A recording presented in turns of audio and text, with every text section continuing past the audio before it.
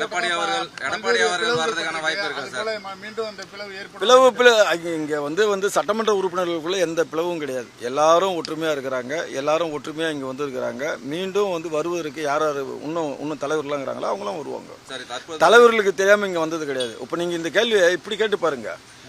மாண்புமிகு எடப்பாடியார் அவர்களுக்கு தெரியாம நான் இங்க வர முடியுமா? முடியாது. இது கட்சி ஒரு சில பிரச்சனையை எதிர்நோக்கி இருக்கக்கூடிய சூழ்நிலை. இது அதுக்கு இருக்கிறோம். இல்ல இப்போ எவ்வளவு பேர் வந்துருக்காங்கன்னு தெரியாது. ஒரு 48 எம்எல்ஏல கொஞ்சம் பேர் வந்திருப்பாங்க. ஒரு கிட்டத்தட்ட ஒரு 70% மேல வந்திருப்பாங்க. அப்படியே வந்துனே இருக்கிறாங்க எல்லாரும். எடப்பாடியார் இருக்கிறாங்க அப்படின்னு சொல்லி ஒரு தகவலும் இருக்கு. பழனிசாமியுடைய ஆதரவாளர்கள் எம்எல்ஏக்கள் தான் இருக்காங்க அப்படின்ற அப்படிலாம் இல்லைங்கல்ல. எல்லாருமே எடப்பாடி அவருடைய பொதுச் செயலாளருடைய ஆதரவாளர் தானே. பொதுச் செயலாளர் எங்க எம்எல்ஏ கூட்டி கடலை குதினா எல்லாருமே குதிப்பாங்க, நீச்சல் தெரியலனாலும். அப்படிப்பட்ட கட்சி இது.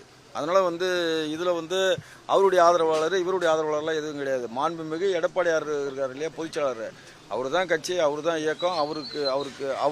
அவருடைய எம்எல்ஏக்கள் தான் எல்லாரும். இதுல எந்த பிரச்சனைக்குமே இதுவே இல்லை. சொல்லுங்க சார். இங்க எடப்பாடியார் அவர்கள் வருவதற்கான வாய்ப்புகள் இருக்கா? நிச்சயமா வருவாரு. இல்ல நாளைக்கு வரலாம், நாளன்னைக்கு வரலாம்.